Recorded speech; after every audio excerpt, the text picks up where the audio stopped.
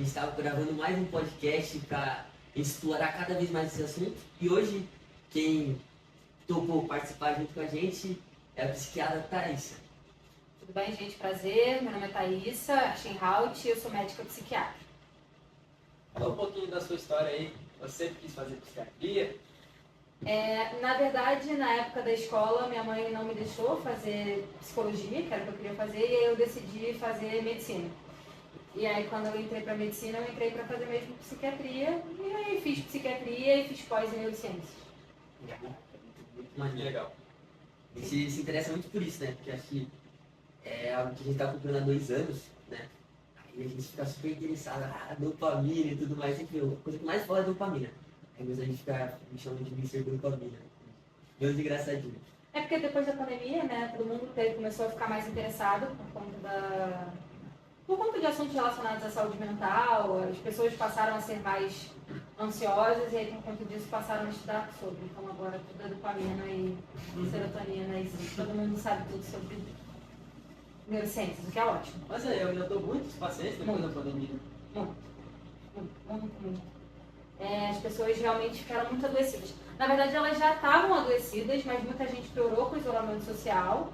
E eu acho que depois da pandemia, pelo fato das pessoas terem ficado adoecidas, elas perderam a vergonha de procurar ajuda. Então a imagem do psiquiatra ficou desmistificada e eles conseguiram ter mais acesso às informações de uma forma mais... acessível. com menos preconceito. É porque tinha muita essa coisa de que agora psiquiatra é maluco. É maluco. Até mesmo o perfil de médico psiquiatra antigamente eram pessoas mais velhas, eram pessoas...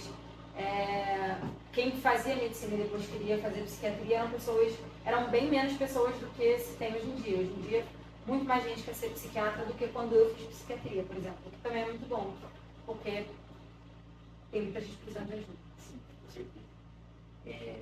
Dizendo sobre esse tabu, né, de ser das pessoas procurarem ajuda também, querendo ou não, muitas pessoas não conseguem identificar seus vícios. As pessoas não conseguem identificar quais são os seus problemas. E um tabu também que, por exemplo, meu pai. Meu pai, ele achava que depressão, ansiedade era tudo frescurinha, assim.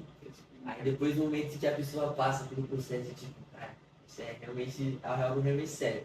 E trazendo para a pauta, que a gente vai dizer hoje sobre a pornografia e os vícios comportamentais que a gente vive, eu queria que você caracterizasse um pouquinho sobre o que é o vício comportamental. Vai mudar a ordem das coisas, tá bom. Vamos lá. O vício, na verdade, a gente vai falar sobre dependência, né? Não é essa palavra vício comportamental, na verdade, é uma dependência que é um hábito contínuo. O vício, para ele acontecer, a primeira coisa é que o ser humano tem que ter prejuízo através daquilo. Qual é a diferença de um hábito para um vício? É a frequência que aquilo atrapalha. Então, assim, a pessoa ela acaba fazendo uma frequência muito maior, de forma que atrapalhe. Falando especificamente na pornografia, podendo atrapalhar as relações sexuais da pessoa com outras pessoas, podendo perder o interesse em outras pessoas, aumentando também a tolerância, ou seja, o que antes um estímulo precisava ser curto, precisa ser cada vez maior para continuar acontecendo. Isso causa um sofrimento para a pessoa. A pessoa, por vezes, se sente envergonhada, se sente culpada, se sente diminuída. Então, um vício comportamental, na verdade, é a repetição desse hábito, e aí quando a gente fala de pornografia, a gente está falando de masturbação, sobre esses diversos aspectos, que para de ser uma coisa prazerosa para ser uma coisa que a pessoa faz como uma forma de se... como é que eu posso falar isso? Se liberar? Mas uma forma de se aliviar, de uma forma muito imediatista, só que ela fica repetindo aquilo dali de uma forma constante, a ponto que não mais a ajude, sim atrapalhe. Ficou claro? Sim. É uma forma de aliviar a ansiedade mesmo. Você passa um tempo que... Nem só ansiedade, né? Assim, ansiedade, a tristeza, o que foi? Esse... Não só a ansiedade, mas a ansiedade, a tristeza, o tédio, a pessoa passa a se recompensar por qualquer sentimento através da pornografia. A gente fez um vídeo sobre gatilhos em si. A gente fez um estudo dizendo que, cara, gatilho não é só... Não são coisas simples que tem no nosso cotidiano. Pode ser tédio, estresse, algum estímulo do olfato, da visão. Isso gera você retomar esse vídeo, mesmo quando a vontade é verdadeira, né? Na verdade, o porquê se procurava pornografia antigamente é muito diferente do porquê se procura pornografia hoje. Então, é verdade, o gatilho ele pode ser porque a pessoa está frustrada no trabalho, o gatilho pode ser porque brigou com a namorada, porque brigou com um amigo, porque tirou uma nota baixa, por absolutamente qualquer coisa. Tá. Agora a gente queria saber se você tem alguma experiência com pacientes com pornografia e quais que são os sinais que a pessoa apresenta para você concluir que ele tem esse vício. Tá. A gente tem aqui no consultório alguns pacientes que passam por isso. E na grande maioria das vezes as pessoas não vêm para o consultório por conta da pornografia, né? A gente acaba descobrindo, conversando com a pessoa e destrinchando os poréns ali do consultório. Na grande maioria das vezes as pessoas vêm por depressão e ansiedade e a pornografia a gente acaba descobrindo como uma consequência. Às vezes pode ser até a causa, mas a causa da depressão e ansiedade pode ser o consumo de pornografia ou a forma da pessoa lidar com a depressão e a ansiedade é com a compulsão pela pornografia. Então, essas duas coisas podem acontecer. Ou também, pode acontecer também, quando a pessoa não vem para nada relacionado ao abuso de pornografia, mas ou ejaculação precoce, ou disfunção erétil. E a experiência que a gente tem no consultório é que, principalmente, as pessoas têm muita vergonha para falar sobre isso, né? Sendo que é uma coisa que está cada vez mais comum. Então, as pessoas, elas têm trazido mais, mas ainda com muita dificuldade, muito estigmatizadas, principalmente mulher. Homem ainda fala de uma forma menos problemática do assunto. Agora, a mulher parece que é quase criminoso assumir qualquer coisa relacionada ao consumo de pornografia. Mas você acha, o que mudou? Por que está crescendo tanto esse consumo de pornografia? Por que antigamente não tinha tanto esse problema? Você acha que aumentou muitos casos ou as pessoas estão perdendo a vergonha de falar mais também? Não, eu acho que aumentaram o número de casos, principalmente pela disponibilidade, né? Assim, como a gente falou, o acesso é mais fácil, porque hoje em dia você não precisa ir na banca de jornal comprar uma revista pornográfica, você entra num site anônimo, ninguém sabe quem é você que está entrando, é de graça, você não tem que gastar dinheiro com isso, e você tem uma exposição de conteúdo que é milhões de vezes maior.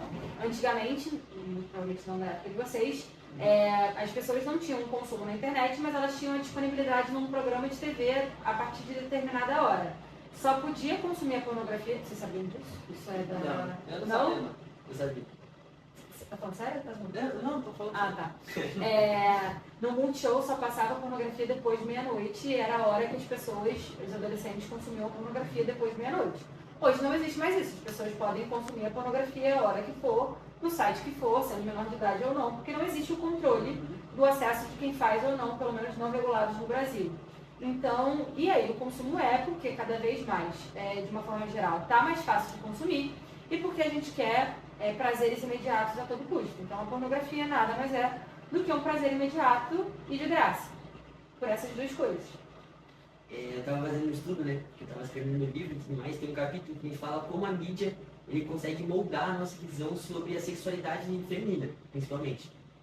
E tem na introdução lá, tipo, na década mais ou menos de 70, até meados de 2012, que eu acho que finalizou isso, teve chamada a abertura da Globo Beleza, era uma mulher negra, quase nua, eu acho que quase pode dizer, nua, assim, pintada, moldando só a sexualidade, tipo, tornando uma mulher como uma amostra atrativa, né, para chamar aquele público, além de gerar um preconceito de minorias, principalmente porque era uma mulher negra que apresentava aquele programa.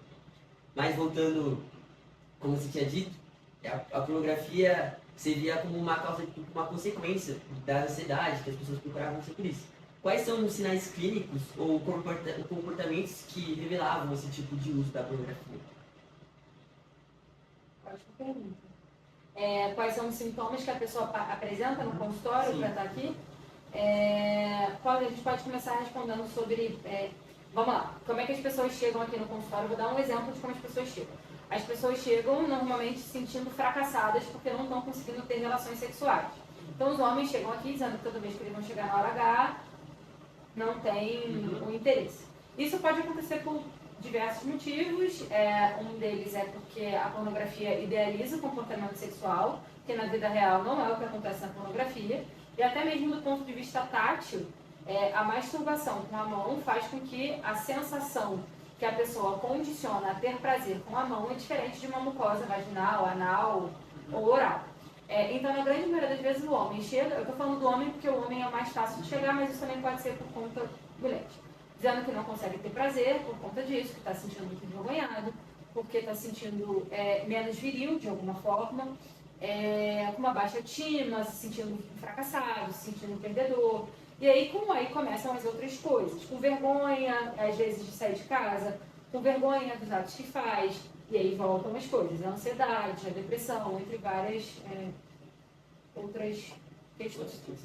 E tem o que eu escrevi aqui. A pessoa só sente prazer de libido ou quando está relacionado exatamente à pornografia ou precisa do uso de drogas associado. A pessoa perde prazer, o tesão pelo tesão, sim, e aí tem que ser uma coisa condicionada ao ato ali mesmo do vício e não à realidade, ao ato sexual natural. Entendi.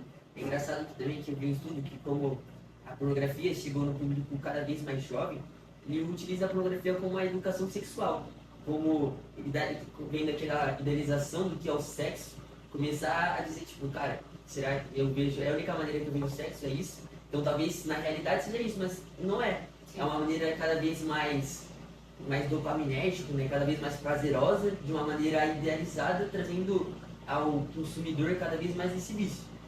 Eu queria perguntar também de que maneira você consegue avaliar esses aspectos no cotidiano de uma pessoa viciada em si. De que maneira no dia a dia dele que começa a ser atingido pela pornografia. Eu nem diria, eu nem acho que é mais prazeroso o que você estava falando. É mais rápido. O prazer ele é mais imediato, mas ele não é mais intenso. É uma resposta ali que você busca, você tem a resposta de uma forma muito rápida, mas de certa forma, a longo prazo, esse estímulo ele se torna menos prazeroso e cada vez mais curto. E é por isso que as pessoas precisam ficar recorrendo o tempo todo. Porque é curto e você quer de novo, é curto e você quer de novo. Não é aquela coisa prolongada que você se sente saciado. A gente percebe o prejuízo disso no dia a dia quando, por exemplo, às vezes a pessoa tem que sair no meio do expediente do trabalho para ter que consumir pornografia no banheiro do escritório. Quando a pessoa não consegue mais ter relações, quando a pessoa, às vezes, passa horas do dia, calos na mão, e a pessoa se prejudica, às vezes fazendo em público, podendo ser exposto, podendo cometer um ato criminoso por conta do vício mesmo, e sem essa crítica principal a isso.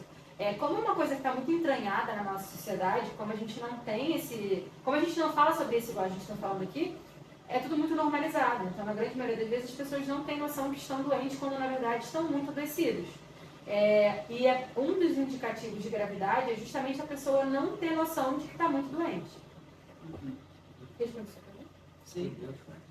E eu queria saber por que ainda a pornografia não é considerada pelo DSM-5, que é o relatório de transtornos mentais, um vício independente. Tipo, ela pode estar associada à compulsão sexual, só que ela ainda não é considerada um vício independente. Você acha que ela é um vício independente ou está sempre atrelada à compulsão sexual? Então, se eu não me engano, aí eu vou ter que pular, mas no CID-11 isso vai mudar.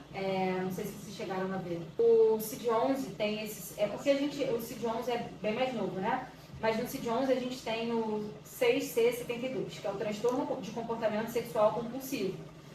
O que acontece? O DSM é uma classificação dentro da psiquiatria e o CID é a classificação internacional de doenças. Então a gente sabe que já no CID, que é uma coisa relacionada ao mundo todo, e aí não tem a ver só de desordens psíquicas, isso já começou a mudar, mas no DSM ainda não mudou. E aí o DSM, ele vive em constante atualização, porque na verdade se você pegar o DSM, eles não têm vício em bet, jogos online, em internet, em pornografia. Então não tem porque até então, sei lá, 2020, as pessoas não encaravam isso de fato como um problema. Tudo mudou com o avanço da internet, como a gente encara doenças mentais. Então, não deu tempo ainda do manual se atualizar por isso. Assim como não se atualizou em vários outros aspectos. E aí a gente vai ter que ter paciência, e deveria estar atualizada, até porque a gente vê isso na prática clínica. E essa falta de atualização dentro da psiquiatria é muito ruim pra gente, porque a gente tem até uma dificuldade de se guiar dentro do contexto diagnóstico, porque cada um fala uma coisa e ninguém fala, tá todo mundo falando a mesma língua, mas não com o mesmo nome, porque falta atualização dentro da academia mesmo. Cara, isso foi até difícil para a gente fazer o nosso trabalho, porque a gente afirmar que a pornografia é um vício, teoricamente não seria algo comprovado porque não está no DSM. E isso meio que complicou a gente conseguir comprovar o que ela realmente causa, se ela é realmente um vício. Então a gente queria te perguntar se você acredita que existe alguma relação de causalidade entre a pornografia e transtornos mentais, tipo ansiedade, depressão. Sem sombra de dúvidas. Assim. Se a gente for parar, depois eu posso pegar material para mandar para vocês, mas existe essa causalidade, e não só de depressão e ansiedade, mas também de TDAH e de abuso de substâncias, como drogas mesmo, e drogas sejam elas lícitas ou ilícitas para o consumo da pornografia. Então, existe uma causalidade, ainda se carecem muito de estudos, mas foi o que a gente falou no começo daqui da conversa. Causa e consequência.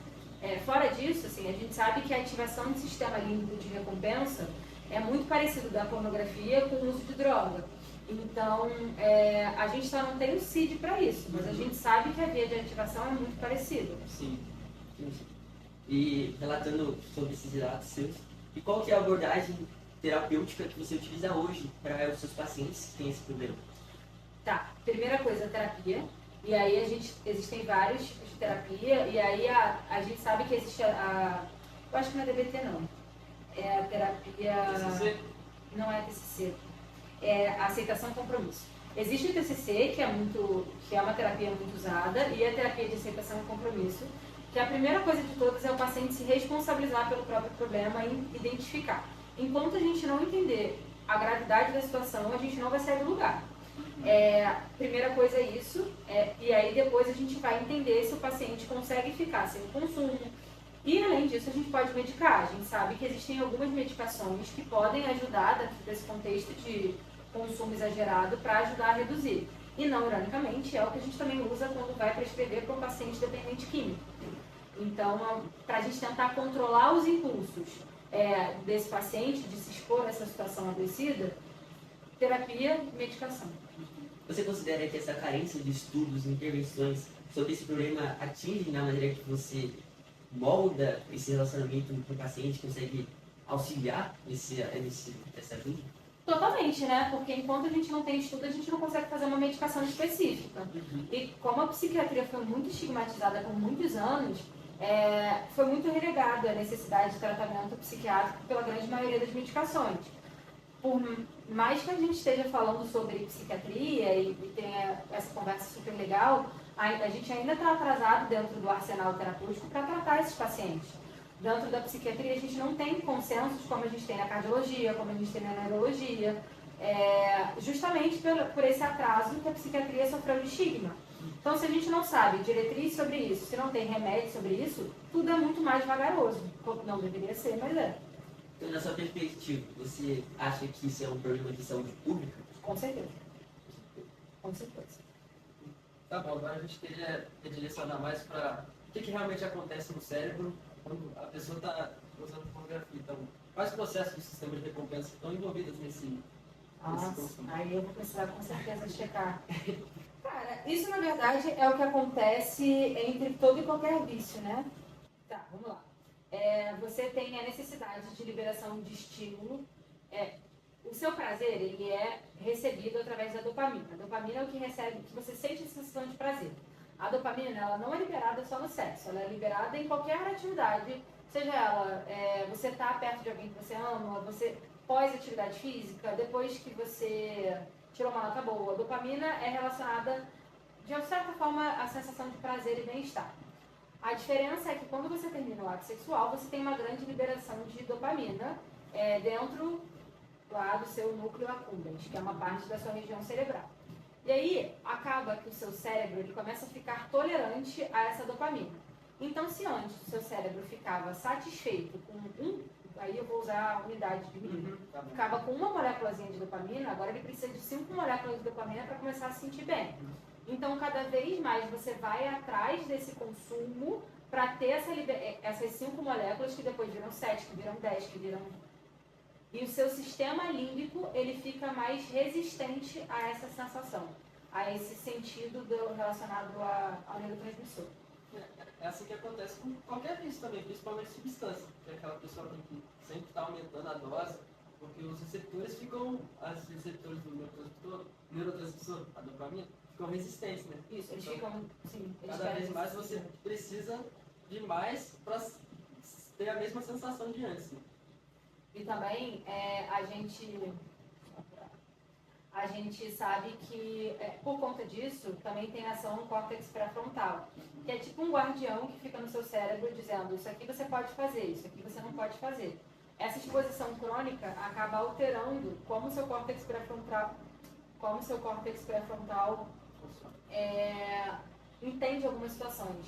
Então acaba que você se expõe a situações vexatórias, de risco ou desnecessárias, justamente porque o que é óbvio para você, como seu córtex pré-frontal dá uma modificada para esse estímulo crônico, você acaba se expondo porque o seu senso crítico ele é abalado.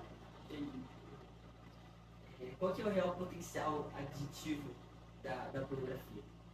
Como de qualquer outra droga. Para você, quais são as Similaridades. e as diferenças de qualquer vício químico para você? Cigarro, drogas, substância química. Olha, eu comparo muito a pornografia bet, a pornografia em aposta. Eu diria que é vício digital, exatamente.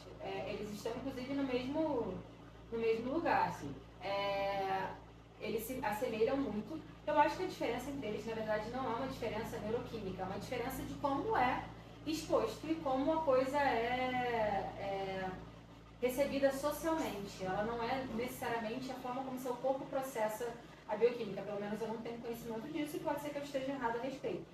Mas a forma como você... A dopamina da aposta e a dopamina do vício em pornografia é a mesma dopamina. A diferença é como você vai atrás disso e como você é exposto. É diferente você subir, você ter acesso a uma droga que você precisa comprar do que você ter acesso ao digital. Então, um você consegue esconder de uma forma muito mais fácil do que o outro. então, Foi essa a pergunta? foi. Foi? Então, eu queria te perguntar, a gente falou desse vício da pornografia, o uso frequente. A gente queria saber quais são as reais consequências disso a médio e longo prazo no cérebro de uma pessoa. Olha, a pessoa... A gente ainda não sabe, né? A gente infere que, assim, muitas relações sociais são muito prejudicadas por conta disso. Isso pode acabar com casamentos. Como eu já vi no consultório, casamentos acabarem, como você ser demitido do trabalho. Existem pessoas que são presas por conta do vício de pornografia, que acabam se expondo em lugares públicos. Então, assim, eu não sei se do ponto de vista da arquitetura do cérebro vai existir uma atrofia de córtex pré-frontal no longo, se vai existir uma atrofia de algum lobo, porque a gente não tem estudo que fale a respeito disso, que comprove a longo prazo. A gente sabe o impacto socioeconômico, diria, social, socioeconômico, que impacta o indivíduo como um todo. A pessoa pode perder o trabalho, pode ficar longe dos filhos. E aí a gente também entra muito, a gente está falando do consumo de pornografia digital, mas também tem muito consumo da pornografia através de garotas de programa, através do... porque não é prostituição, né? Mas é como a venda do sexo de uma forma só através de garotas de programa, que também é muito comum no consultório. E aí a gente também pode falar, aí a gente entra numa seara muito mais complexa, que é o estigma das mulheres, e aí a gente pode falar da população travesti e trans, que são principalmente as mais afetadas dentro desse comércio aí, dentro da prostituição e da venda do sexo. E eu me perdi o que eu estava falando. O que eu estava falando? Sobre os impactos. Os impactos. Então as pessoas, elas se afastam da família, dos filhos, do emprego, disso tudo. Então ainda precisa de muito estudo para ver realmente se... Sim. Eu estava lendo um livro, que se chama Nação do Dopamina. O livro está relatando alguns casos de uma psiquiatra com seus pacientes. E um desses casos dizia que de um cara que ele tinha perdido a mulher, ele tinha caído no emprego por conta desse consumo compulsivo da pornografia e da masturbação em si. Ele chegou até um momento em que estava tão drástica a situação que ele dava choques em si mesmo e ele auto se gravava para outras pessoas verem aquilo.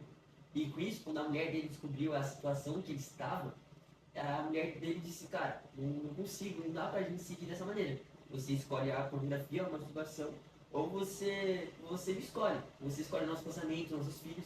Mesmo essa intenção sendo tão real, mesmo a intenção de ver na sua família, seus filhos, vendo que, cara, isso pode prejudicar toda a estrutura que ele fez, estrutura familiar, estrutura econômica do seu emprego, pode acabar.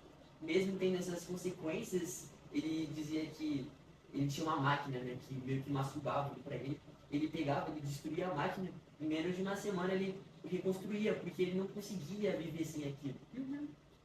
E mostra a situação de uma pessoa que mesmo tendo essas intenções de verdade, verdadeiras assim, vendo as principais consequências na frente dele, ele não conseguia seguir sem a pornografia, sem a masturbação. A gente vê como os impactos na pessoa que consome e as pessoas que produzem também. Gente, mas é uma doença, né? Assim, a pessoa não faz porque quer, porque ninguém quer estar numa situação dessa, né? E agora falando sobre outras dependências, ninguém quer estar viciado em droga, ninguém quer perder a família, ninguém quer perder o trabalho. É que entra no momento, e é essa a problemática da coisa. Existe um ponto em que ainda existe linha de retorno, ou seja, a pessoa tem um problema que ela consegue reverter. Mas em algumas pessoas, principalmente aquelas que têm a genética mais suscetível a isso, se torna uma coisa incontrolável mesmo, uma coisa que é adoecedora e é contra o desejo e a vontade da pessoa, que ela precisa, que muito provavelmente vai precisar de uma intervenção externa, ou seja, não vai bastar só a boa vontade do paciente. E aí a gente precisa ter um entendimento como família, que é muito difícil, eu não estou aqui diminuindo nem dizendo que não é difícil, mas é entender que é uma doença como qualquer outra doença. Qual tipo de genético que leva a pessoa a ter mais propensão a esse vício? Quando ele souber, eu te digo. A gente não sabe. Não. A gente sabe que existe uma maior propensão, um paciente que tem a propensão ao consumo de pornografia, a ter outras propensões. Sim. É comum ser comórbido. Mas a gente não sabe, por exemplo, qual é o gene que passa de pai para filho em relação à dependência. Na verdade, em psiquiatria, né, sobre a neurogenética, a gente ainda está muito no começo. A gente sabe que a grande maioria das doenças psiquiátricas, elas têm um contexto que passam de pai para filho, uma certa hereditariedade, mas a gente ainda não sabe muito bem quais. Então, os estudos são meio que feitos por correlação, não tem uma relação direta de causalidade, Não, né? exato. Você associa coisas na vida da pessoa. Então, a gente queria entender, além da terapia, quais são as estratégias que uma pessoa com vício em pornografia poderia utilizar no cotidiano dela? Medicação. A medicação é uma delas. A gente entende que às vezes é preciso mesmo entrar com a medicação para controlar isso. E aí a gente tem que também tratar as comorbidades. Ou seja, será que a pessoa é só viciada em pornografia ou ela não usa droga junto e precisa ir para Narcóticos Anônimos?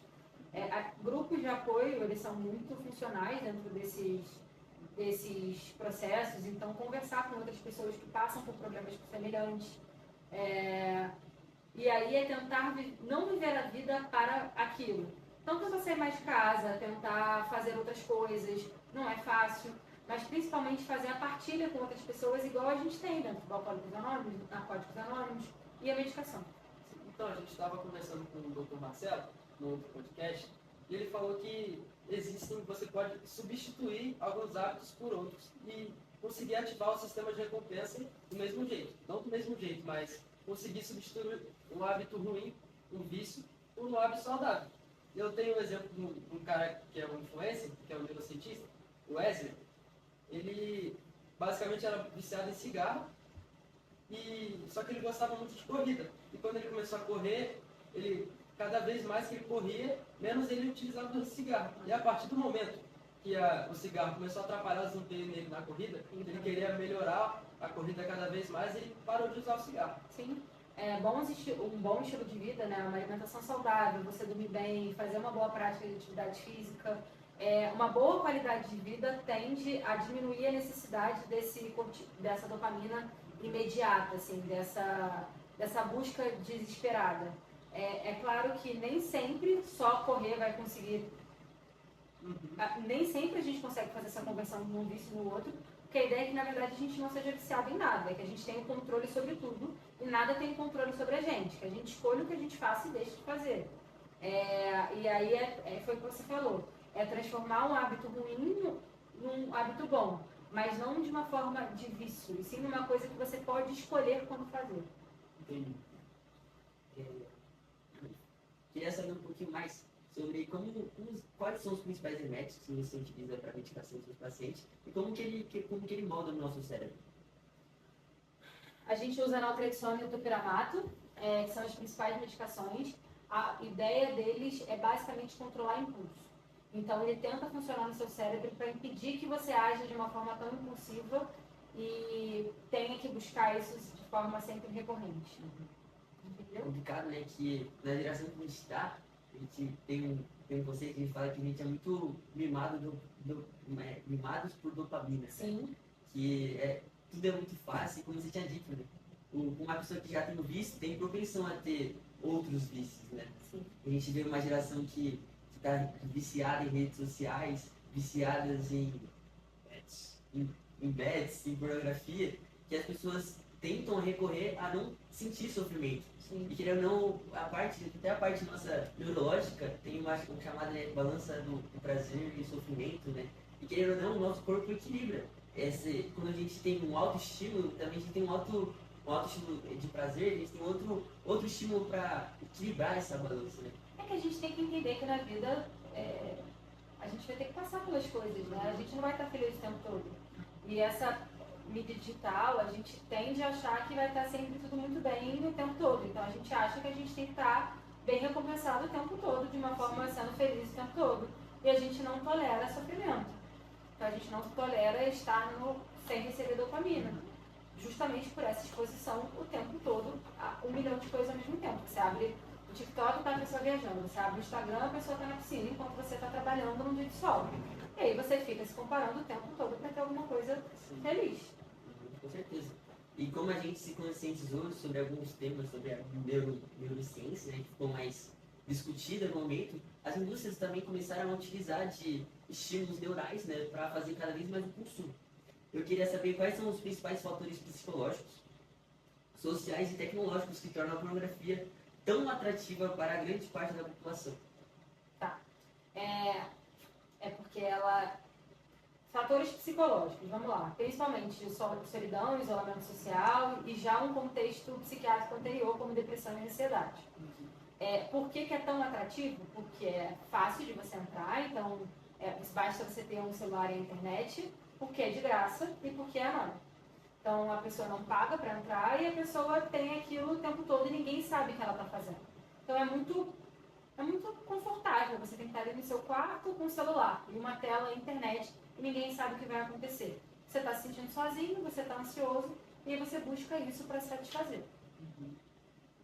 Então, a partir disso, o historiador David Cartwright ele criou um termo que meio que explica essa maneira que as indústrias utilizam do sistema límbico para manipular as pessoas, que é o capitalismo límbico. E são utilizados alguns mecanismos como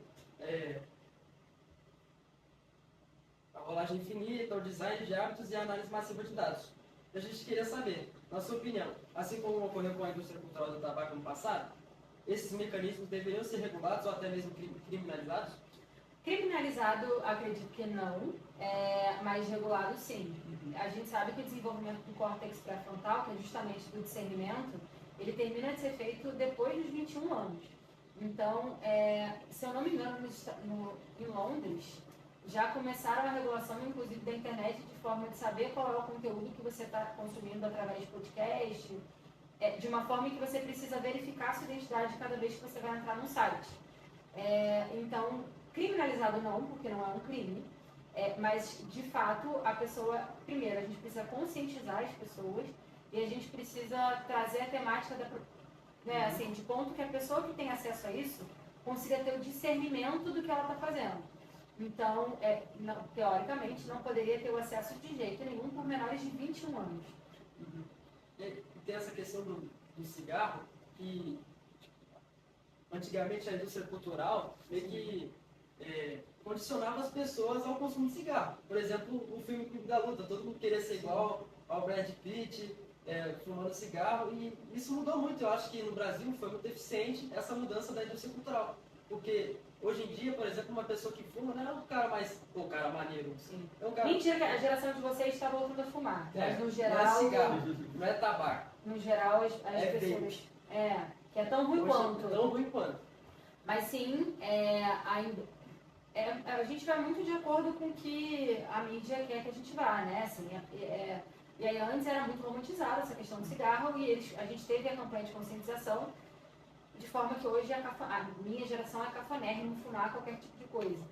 Mas como a gente sabe que as coisas são cíclicas, já a geração de vocês, infelizmente, não problematiza o uso do vape como deveria. Então, a gente tem essa influência externa, só que a grande verdade é que a pornografia ainda não entrou nessa influência, porque a pornografia sempre existiu. Antes era uma pornografia através de revista e hoje é uma pornografia digital. Isso ainda não foi interessante de ser mudado, então a gente não modificou o comportamento através da indústria, porque a indústria não quer mexer nisso, porque ainda não temos com saúde pública. Como você tinha dito, né? A mídia e todas essas coisas moldam o nosso cara.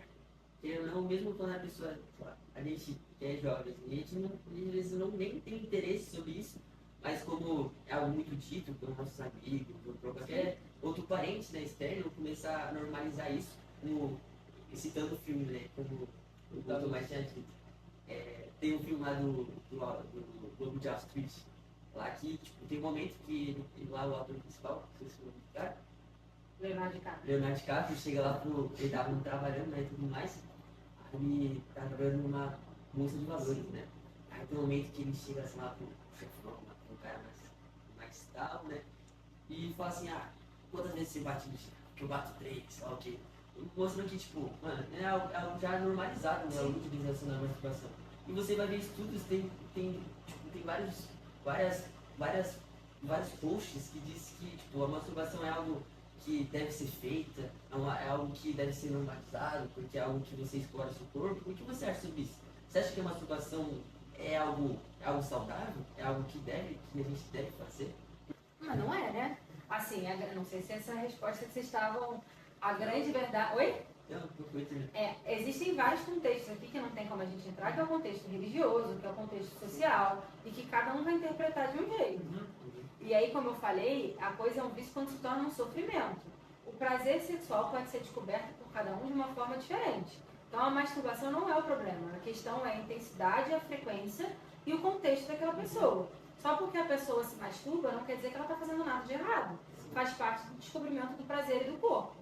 Agora, se isso atrapalha as relações sociais, se a pessoa não tem mais convívio com outras pessoas por conta disso, aí sim é problemático. Mas a pessoa descobriu o prazer é fisiológico. Aí entram outras questões culturais, como por exemplo a religiosidade, que a gente não vai falar, porque cada um tem a sua e cada um sabe o que condiz a cada um. Esse vício é somente pornografia ou a pessoa pode ter essa compulsão de masturbação também? Normalmente a masturbação é relacionada à pornografia, né? Você não vai se masturbar sem estar vendo alguma coisa que é excite. Bom, agora queria agradecer mais uma vez pela sua participação sobre essa pauta tão delicada, mas necessária de ser dita. Como tinha dito mais das psicalas, a gente tem que mudar a visão, a gente tem que reeducar a visão sobre a sexualidade e a questão da pornografia.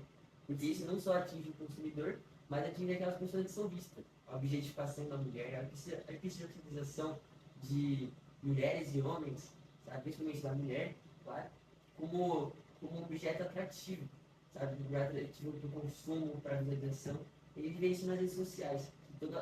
Todo momento, o corpo da mulher é meio que exposto como algo deslumbrante, algo que deve ser visto, assim, reduzindo aquilo. Então, um paradoxo que eu coloquei no nosso livro, que a mulher fica na questão de ela segue dois passos. Ou ela não é atrativa, então ela se torna uma garota sem graça, uma pessoa que ninguém tem interesse, uma pessoa julgada. Ou quando ela é atrativa, falam que ela é muito sexual, que ela é muito objetificada. E então a mulher muitas vezes não tem muito para onde correr. E é necessário a gente falar sobre esses impactos, sobre não só a causa das pessoas que consomem, como eu tinha dito antes, mas as pessoas que são atingidas. Relacionamentos, casais e até pacientes que, como você tinha falado, que são internados por causa disso. Isso aí. Quero te agradecer. mais uma Nota vez, 10, doutora. parabéns. Queria agradecer também ao cameraman, Que Tá aí participou 2 aqui com a horas. gente. Bom, gente, esse Qualquer é coisa, o... contem comigo. Com certeza. Esse é o nosso podcast. Sigam o Obrigado aí. Dr. Brass nas redes sociais. Tamo junto, gente. Tchau, tchau.